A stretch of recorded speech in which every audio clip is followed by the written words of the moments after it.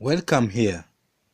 If you are new, please subscribe. It's free for you, but it helps us so much. If you have already subscribed, thank you for doing that. Uhawe ikaze hano. Niba uri mushya, ndagusabye kola subscribe. Ni ubuntu kuri wowe, ariko biradufasha cyane. Niba wararangije gukora subscribe, Reka ngusuhuze kandi nkwikaze mu nkuru yihutirwa mu burezi igezweho muri aya masaha. Tugiye kuba tugaruka ku bimenyetso 15 byerekana umwarimu udashobotse. Ibi tubikoze ndetse tugiye kubigarukaho nyuma yuko hari abarimu bamaze iminsi bafatirwa imyanzuro, yewe bamwe bakajyanwa no muri gereza bitewe n'ibikorwa bigayitse bagaragaweho. Mu gihe uburezi ari inkingi y'iterambere ry'igihugu, umwarimu niwe mutima w'uburezi ndetse rwose numwe mu bagira uruhare rukomeye cyane kugira ngo iryo terambere ry'igihugu ribashe kugerwaho. Umwarimu niwe wigisha umuganga, akigisha uzaba umuyobozi, akigisha buri umwe wese uzagira uruhare mu iterambere ry'igihugu. Ariko se ni gute tumenya umwarimu udashoboye ndetse n'ushoboye? Kuri iyi nshuro tugiye gusesengura ibimenyetso 15 byerekana umwarimu udashoboye kugira ngo dufashe buri murezi kwisuzuma ndetse no kwikosora. Ikimenyetso cya mbere kigaragara n'umwarimu udategura amasomo ye. Buryo umwarimu winjira mu ishuri adafite igitabo, isomo cyangwa intego y'icyo agomba kwigisha, akenshi aho ngaho rwose aba yambuye uburezi agaciro. Uko umwana atangira kubona umwarimu we ari nta gahunda, ni nako atangira kumutakariza icyizere. Ndabyumva uribajije uti ikimenyetso kiri ku mwanya wa kabiri cyo ni ikihe ngo nanjye nyumve? Gusa aho bigeze ndabona ngiye guhera ku kimenyetso cya 15 bityo nkagenda amanuka kugira ngo tuze kugera ku kimenyetso cya kabiri kiraza kuba akenakomeye cyane kurusha ibyo bindi. Ikimenyetso cya 15 burya ni ukudaha agaciro siporo ndetse n'ubugeni. Imfashanyo nyinshi burya mu mashuri zigaragaza ko abana barushaho kwiga neza iyo bahawe umwanya wo gukora siporo, kuririmba cyangwa gushushanya, ariko umwarimu udaha agaciro ibyo ngibyo aba yambura abana uburyo bwo kwagura ubwonko. Nk'uko mubizi, abana bakunda imikino ndetse bakunda ibintu by'ubugeni, bya bintu bisanzuramo cyane. Mu gihe umwarimu rero aberetse ko nta gaciro bifite, icyo gihe ntabwo babyiyumvamo, dore ko baba ari no mu myaka yo kwishimira ibyo ngibyo. Ikimenyetso cya 14 burya ni umwarimu udashimira abanyeshuri. Ijambo rimwe ryiza burya rishobora guhindura ubuzima bw'umwana, umunyeshuri akaba igitangaza. Ariko umwarimu utajyana n'amagambo meza cyangwa utigera avuga ngo urakoze, wakoze neza, iki gihe aba yica icyizere cy'abana. Bituma abana bakura uko babwiwe, rwose ugasanga amagambo bakuranye ndetse n'imico bakuranye nta kintu na gito bishobora kumarira sosiyete. Reka twerekeze ku kimenyetso cya 13. Ni ikimenyetso kijyanye no kuba ari umwarimu wibanda ku mushahara gusa kurusha umusaruro. Nibyo, umwarimu agomba guhembwa neza, ariko iyo umwarimu atakibona umwana ahubwo akabona umushahara gusa, aba yarataye umurongo. Umusaruro w'abanyeshuri niwo mugabane wa mbere w'umwarimu. Niyo mpamvu umwarimu wese uzi icyo agomba gukora agomba gushyira imbere akazi, bityo n'umushahara ukabona kuza. Ikimenyetso kiza ku mwanya wa 12 ni ukudakunda kwigira ku bandi, learning from others. Burya umwarimu udashobora kuganira n'abandi, ntasome, ntiyitabire inama cyangwa ntiyumve uko abandi bakora ibintu neza, icyo gihe agusanga yifunze mu bwenge bwe, biramugora cyane. Kandi burya uburezi bushingira ku gusangira, ntabwo uburezi bushingira ku byo umuntu azi gusa, ahubwo icyo uzi nawe icyo uzi, ibyo nibyo bigenda bihura, ugasanga mu by'ukuri bikoze ikindi kintu gifatika, bigatuma uburezi bugenda neza. Ikimenyetso dushyira ku mwanya wa 11 burya n'umwarimu utita ku musaruro ari kubona ngo amenye icyo kuba yahindura. Burya kumenya aho ugeze haba mu burezi ndetse no mu bindi bice bitandukanye by'ubuzima ni intangiriro y'aho ujya. Umwarimu rero utagenzura umusaruro w'abanyeshuri be aba yigisha rwose mu buryo butari bwo, ndetse nta n'intsinzi ashobora kuba yageraho.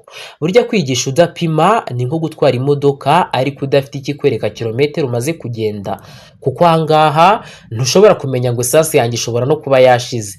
Ahangaha rero biba ari ngombwa ko umwarimu wese amenya mu by'ukuri ibintu ndi kwigisha abana bari kubyumva. Ese niba bari kubyumva nkomeze mbishyiremo imbaraga, cyangwa mu by'ukuri mbahindurire mbahereze n'ibindi bafitemo ikibazo cyane baba ari byo biga. Ikimenyetso kiza ku mwanya wa 10 ni ikijyanye no kutubaha abanyeshuri. Ahangaha hari abarimu rwose ugenda ugasanga abanyeshuri babanye nk'abantu bari mu mashyaka. Ahangaha umwana wese aba agomba kubahwa, yaba uwatsinzwe cyangwa se n'uwatsinze. Umwarimu utuka cyangwa agasuzugura umwana aba ari kumwigisha kwanga ubwe. Burya uburere bwiza bushingira ku cyubahiro, ntabwo bushingira ku gitinyiro. Burya umwana iyo wamubitsemo ubwoba ntabwo ari byo bizatuma atsinda. Ikizatuma atsinda ni uko wamuhaye uburere buzima, akakubona ko niba afite n'ikibazo ugerageza kumwumva, niba yatsinzwe akabona ko wamuhumurije ndetse ukamwereka inzira ikwiriye, bityo bikamutera umuhate akabasha kwiga. Ikimenyetso cyiza ku mwanya wa 9 ni ikijyanye no kwigisha ibintu bidafite icyerekezo. Ibi nabyo bigaragaza umwarimu uciriritse. Burya umwarimu udahuza ibyo yigisha n'ubuzima bwa buri munsi aba yigisha amagambo adafite ishingiro. Kandi umwana agomba kumva impamvu y'amasomo, kuko iyo atarumva impamvu y'amasomo nta n'icyamusunikira kwiga iryo somo ndetse no kurikunda. Iyo atabona iyo mpamvu rero arabyiga ariko ugasanga ntabyumva. Ikimenyetso cyiza ku mwanya wa 8 ni ukudakurikirana abanyeshuri bakererewe. Iyi ni ingingo ikomeye cyane nyuma y'uko bigaragaye ko mu mashuri hirya no hino hari abanyeshuri bagera ku bigo byabo bakererewe. Burya abana bose ntabwo basobanukirwa ibintu rimwe, nta nubwo baba babyumva kimwe. Umwarimu rero udaha umwanya bakererewe, bityo rwose ngo babaze impamvu yabiteye ndetse ababaze nuko bumva babikosora, abakomeza kugenda atuma batakaza icyizere. Burya kwigisha ni ukubabarira, hakazamo no gutegereza, ntabwo ari ukwirakaza ngo uvuge ngo kuko uyu muntu yandakaje nta kintu tuzongera kuvugana. Yewe ahangaha hari n'abanyeshuri bakerererwa ugasanga umwarimu abahejeje hanze, rimwe na rimwe akanababwira ati ntimuzangarukire mu ishuri. Urumva uwo mwana uba ubwira iryo jambo rishobora kumugiraho ingaruka zikomeye cyane, harimo no kuba yagira drop out cyangwa se kuba yava mu ishuri burundu. Ikimenyetso rero kiza ku mwanya wa 7, burya n'umwarimu udashobora gukemura ibibazo. Umwana ashobora kugira ikibazo atavuga, ariko umwarimu mwiza bitewe n'uburyo akurikirana umunyeshuri akibona mu maso hiwe. Umwarimu rero udafite umutima wo kumva ntabwo ashobora kubasha gukemura ibibazo by'abanyeshuri, kuko kwigisha hari igihe aba bifata nk'ikizamini gusa, ariko burya kwigisha ntabwo ari ugutanga ikizamini, nta nubwo ari ugutanga amanota gusa, ahubwo kwigisha ni ugutanga ubuzima, ni ugutanga uburere buba buri bufasha umunyeshuri kuba yakubaka ubuzima bwiwe. Ikimenyetso kiza ku mwanya wa 6 ni ikimenyetso kiranga abarimu bavuga cyane aho kwigisha ibintu bifite umumaro. Burya umwarimu ushaka kumvikanisha ububasha aho kwerekana ubumenyi, icyo gihe uba usanga yataye intego. Uburezi nyakuri bushingira ku kubaka icyizere, ntabwo ari ukugikuraho, ntabwo ari ukugenda ngo uvuge ibintu byinshi ariko ibyo bintu byinshi bitagize ikintu kirimo. Niba uri umwarimu rero ukaba mu by'ukuri ugerageza impamvu nyinshi zo kwidefanda, yewe ukavuga n'ibintu bidasobanutse kugira ngo ucarenjinga abanyeshuri, ubereke ko mu by'ukuri usobanukiwe ibintu ariko bitari buze kubagirira umumaro, icyo gihe byaba byiza ubihinduye, kuko iyo utabihinduye bituma abanyeshuri nta kintu bumva kandi mu by'ukuri ugakomeza kwigaragaza nk'umwarimu udasanzwe. Ikimenyetso kiza ku mwanya wa 5 burya ni ukudaha umwanya abanyeshuri wo kubaza ibibazo bitandukanye bafite. Burya abanyeshuri bagira ibibazo, ariko iyo umwarimu atemera ko babaza ibibazo cyangwa se basobanuza aho batumvise neza, akenshi baramutinya. Usanga rero nta kibazo kibi kiruta kutabaza. Kubaza ni ikintu cyiza cyane, kuko icyo umuntu abajije biba bigoye ko yakongera kukibagirwa. Icyo abajije hari igihe usanga n'undi nawe yakakibajije, bityo ugasanga urabasubije, bombi basubirijwe rimwe, ugasanga ubwo bumenyi barabumenye, kandi mu by'ukuri wenda mu byo wari wavuze utari wigeze ubitambutsa muri note cyangwa se mu mbwirwaruhame wabahaye. Ikindi kintu rero kiranga by'umwihariko aba barimu badashobotse ndetse gishobora no gutuma umwarimu akazi ke katagenda neza, burya n'uburyo bwo kwigisha budahinduka. Please, iki ngiki ni ingenzi cyane, reka nkigarukeho cyane. Ndabizi abarimu mudukurikira muri benshi, munagende mutanga ibitekerezo, muraza no kugenda mutubwira ibindi bimenyetso bitandukanye n'uburyo ki byagenda bikemurwa.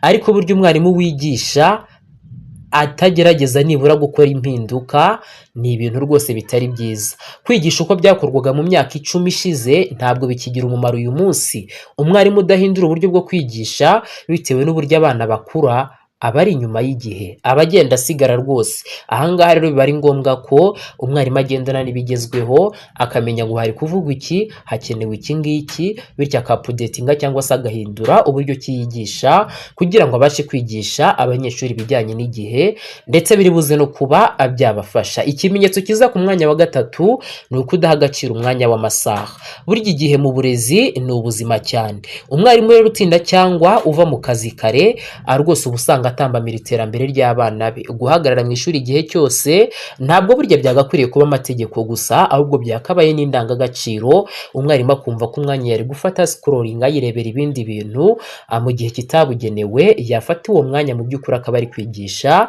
abanyeshuri. Ikimenyetso kiza ku mwanya wa kabiri burya nanone ni ukutavugurura ubumenyi, kutiyungura ibintu bishya. Isi irihuta, tekereza rero umwarimu wakwigisha nk'ari muri 2005 kandi abana be bari muri 2025. Kutavugurura ubumenyi ni kimwe mu bimenyetso bikomeye by'umwarimu udashoboye. Ikimenyetso rero kiza ku mwanya wa mbere ni ukudategura isomo nk'uko nabigarutseho.